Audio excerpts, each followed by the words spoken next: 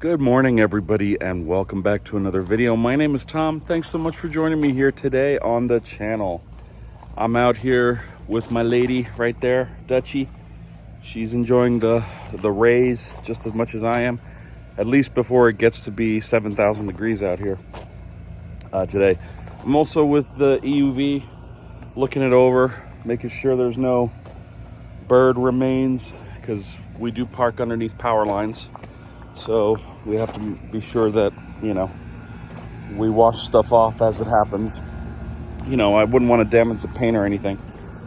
But I'm standing out here in my driveway, besides looking at the bolt and being out here with Dutchess, I was contemplating a project probably for the last about 10 months or so, maybe even longer now.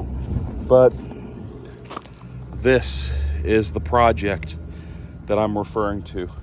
So this driveway is actually currently a giant thorn in my side. You can see that it's starting to grow grass and weeds, and no matter how much we spray, you can see a lot of it's dead, and the minute we spray, new stuff comes up. But anyway, as you can see, it's crushed. I think this is granite.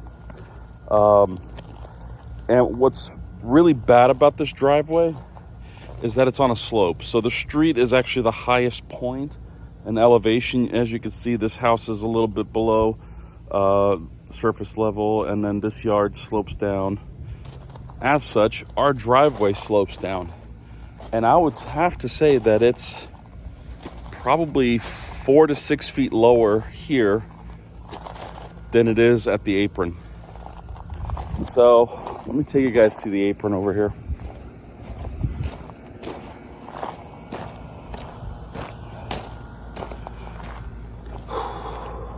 Oh, it is getting hot. It's going to be another one of those days. So the city gives you this apron to about here. It's about, 8 to 10 feet or so of asphalt. And then from this point that way, it's up to you. Some people have dirt driveways. Others actually have grass.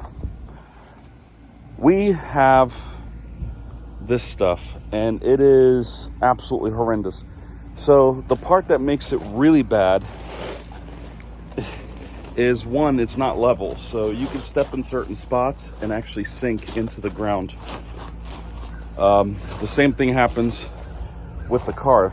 As you guys know, the Bolt is a very, very heavy car, and it's very easy to sink that car into this driveway, especially when it's wet. So this driveway being on a slope essentially forces all of these rocks towards the garage end over there, and it makes for a thicker base, but that base is very loose.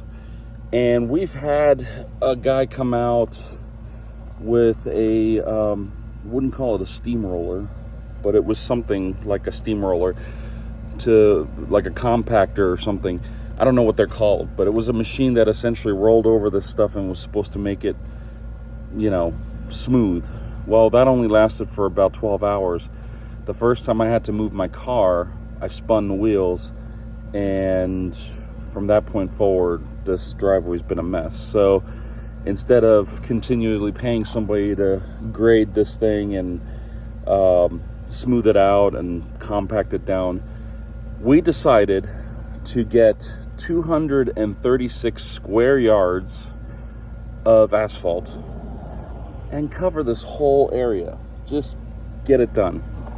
So basically, this would go away to the sidewalk. There would be asphalt to the apron, and we would follow the contour of this area over here. We'll actually get rid of this little mud pit.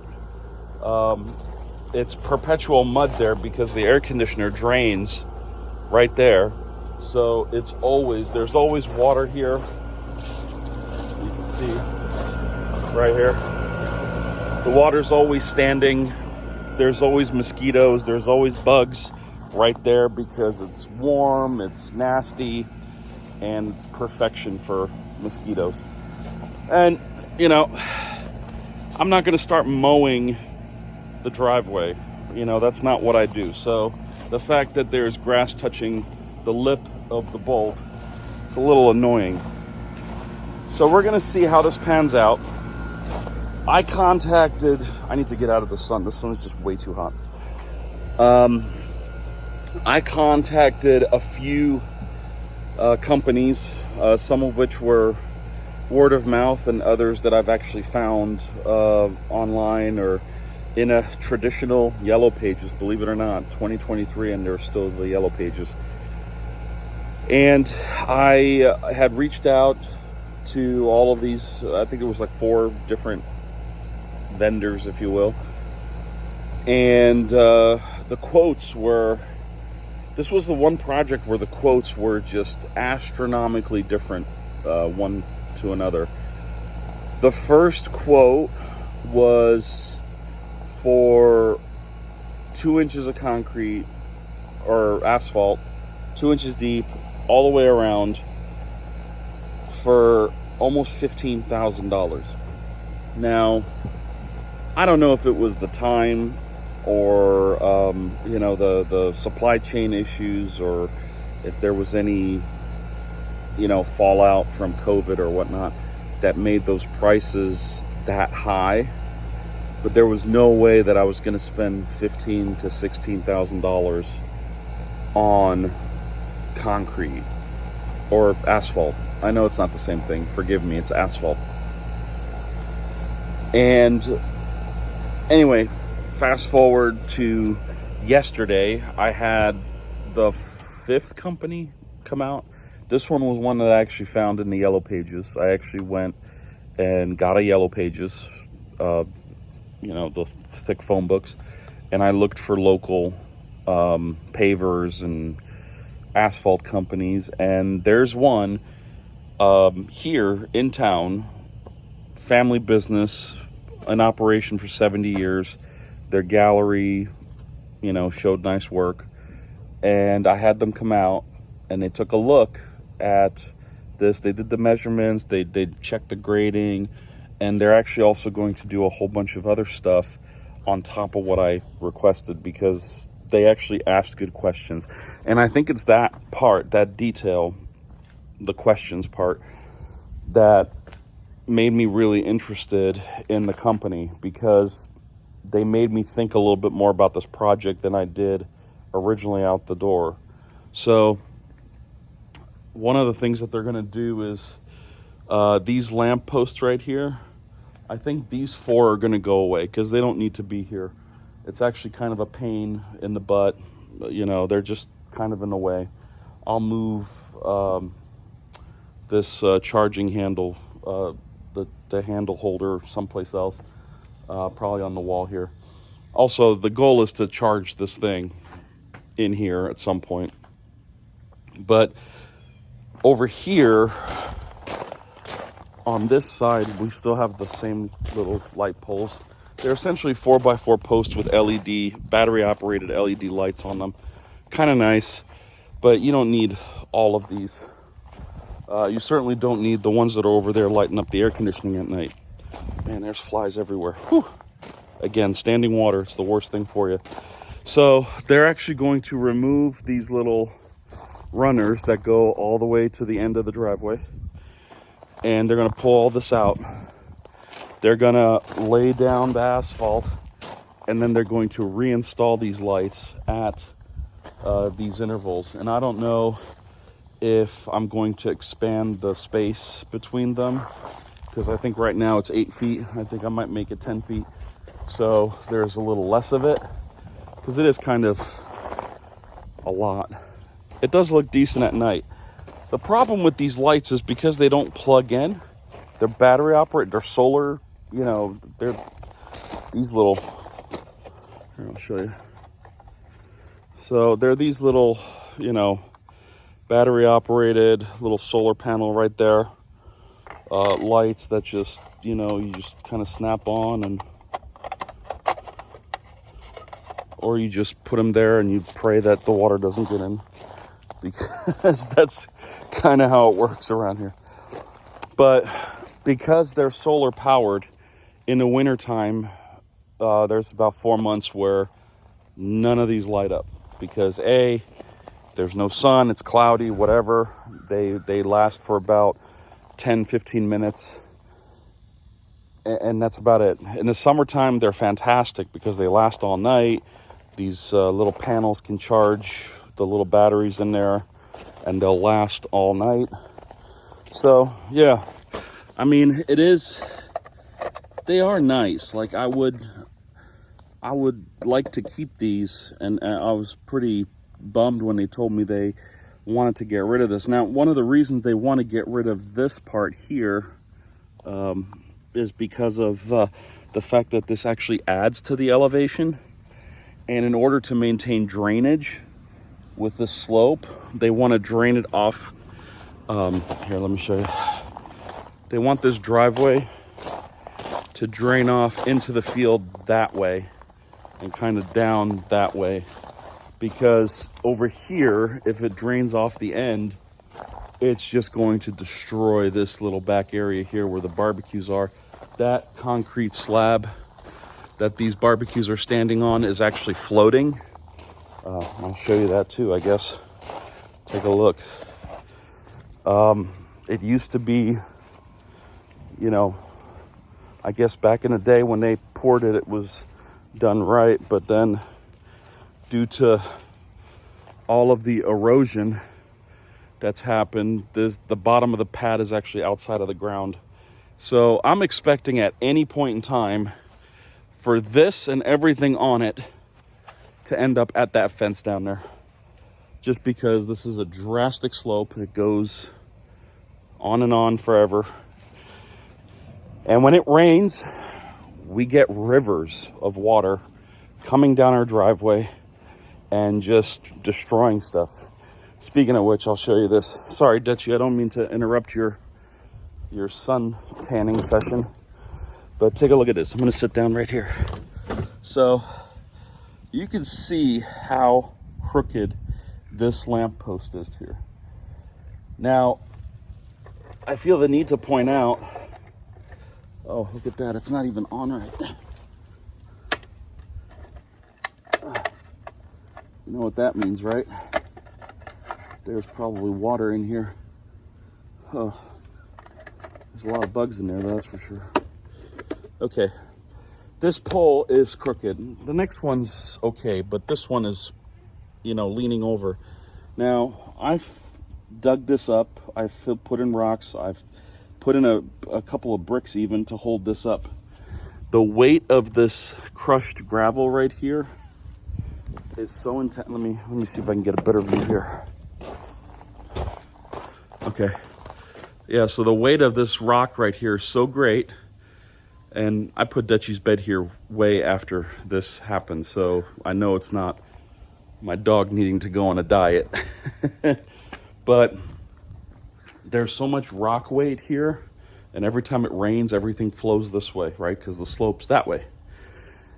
And there's so much rock weight over here that it's just destroying all of this. So this all has to come out. This all has to be poured. It has to be graded. It has to be boxed off. And to be honest, it's long overdue. This is a project that I've been sitting on for a year just because I was afraid it was going to cost me about $16,000. That's clearly not the case. I went with a company who's here local. Their workers are local. Everything is local, all the way down to their materials, which they get also locally. So I feel good about it. I feel good. I think the estimate is just under $8,000, which is, it's a lot, but like I said, if you're gonna pay for quality work, then the proof should be in the pudding. So that's what I'll go by. Also, like I said, their gallery, their pictures were very nice. Their jobs, seem really, really nicely done. And I know they've done a lot of work at local schools.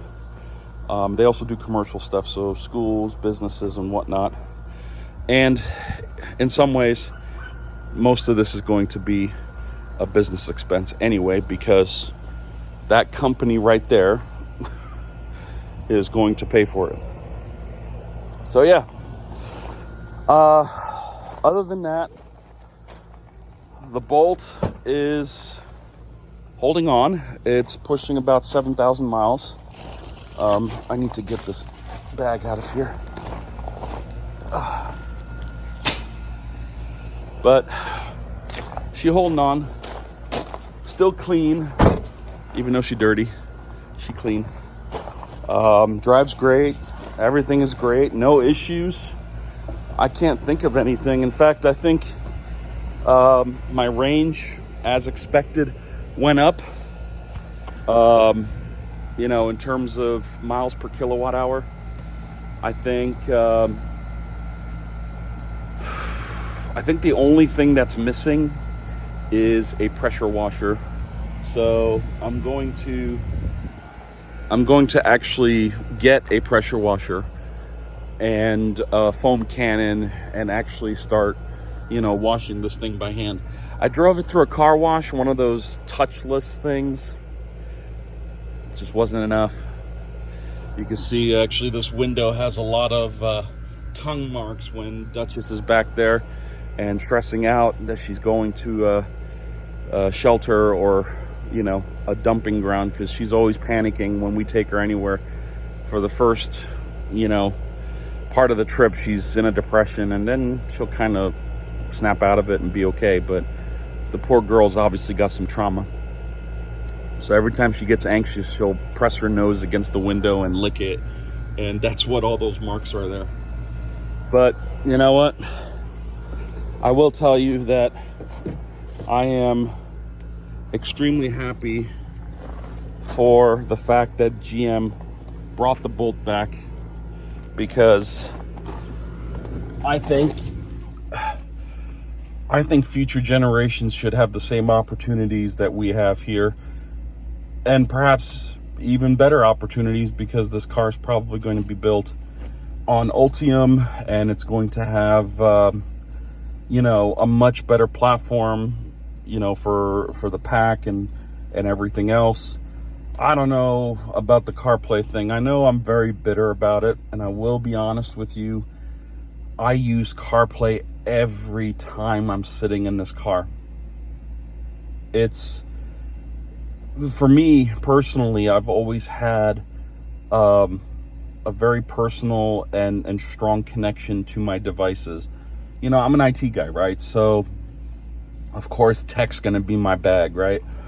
But when you translate that into your daily routine, sometimes the smallest things make the biggest difference. For example, before this car, before the Bolt EV that I had in California, I didn't have CarPlay, and I was super unsafe on the road. I mean, I had texts coming and going, I had emails coming and going, phone calls, and really no way to, maybe the phone calls were okay, but everything else was just incredibly unsafe. And I would try to do it at red lights, but it's not practical.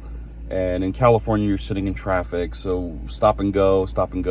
You're gonna pick up your phone, you're gonna look at it, and at some point you're gonna end up watching a Netflix movie sitting on the 405 freeway heading into downtown Los Angeles.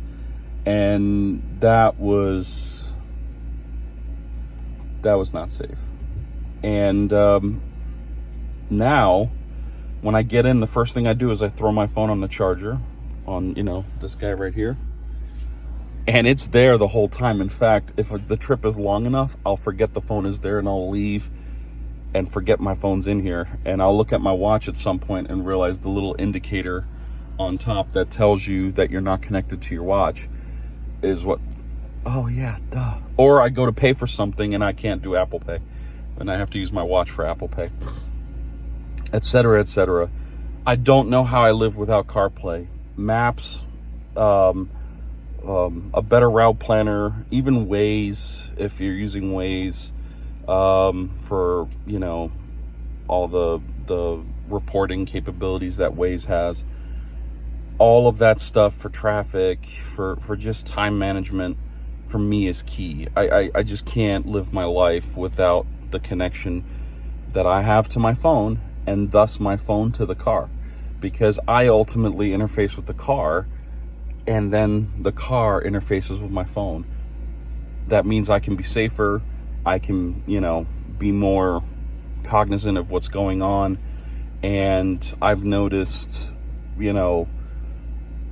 just a better safety performance overall from my driving. My wife, if you ask her, she'll tell you I appear like a drunk. Every time I drive, she says I'm crossing lines, I'm getting to the edge of the road, and then the car will automatically steer me back using lane assist. So, I mean, it is what it is. I still suffer from ADHD, and sometimes I'm staring at something or something goes by and I'm like, oh, and then the car's in the grass, I mean, it's not 100%, and I'm certainly not 100%, but nevertheless, the safety features of this car, the convenience features of this car, and CarPlay have absolutely made this thing worth the money just already, like just with the few months that I've owned it. Super Cruise is phenomenal. I mean, I know it's a couple grand extra on top of the MSRP on this thing, but if you're driving on the freeway all the time, you're going to want that, especially if you're like me and you stare off into the distance, because you lose focus. And if you're just sitting there, like, the car will continue to drive and be safe and maintain distance and keep you centered in the lane. So I'm very proud of this car. I'm happy that GM's bringing it back, and I'm glad that future generations are going to be able to enjoy this car. Not the Equinox, not the Blazer. Nobody cares about that. Well, maybe they do, but I think each of those cars has its own little niche. I shouldn't say nobody's going to care about it, because I'm sure there is a market for those vehicles. And I myself will tell you that I am looking for something that can tow. Maybe the Blazer will be that option, now that GM's kind of, kicking themselves in the neck and fixing whatever internal nightmares they're dealing with. At least that's what it seems like to me. But I don't know if I'll get a second EV. Maybe. It makes sense. So that I can tow, get a little trailer. So that way I can actually have the option to tow Kubo. It'd be great if I could tow, because my mom lives 30 miles in that direction, yonder. And sometimes I feel like I should be able to help her a lot more with Kubo than when she does it all by herself with the little push mower for her yard, or even dragging like logs out, tie a rope around it, tie it to the bumper, and just go, or the hitch in the back, I guess in this case. So still looking at that. But anyway, it's getting super hot. This video is getting super long, and I'll leave it off there. Go down below, please. Do your thing and hit like if you like this video. Subscribe if you appreciate the content. And until next time, thank you so much for watching. Have a good one. Take care. Bye-bye.